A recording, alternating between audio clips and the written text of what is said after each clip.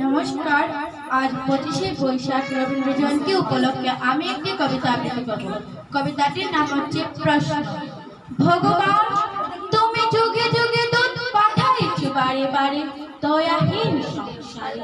তারা বলে গেল ক্ষমা করো সবে, বলে গেল ভালোবাসো, অন্তর হতে বিদ্বেষ বিনাশক।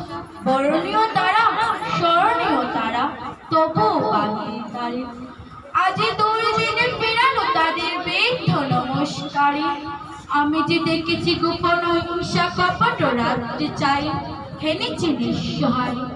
আমি যে দেখেছি প্রতিকারহীন শব্দের অপরাধে, বিচারের বাণী নীরবে নিবৃত্তি কাঁদে।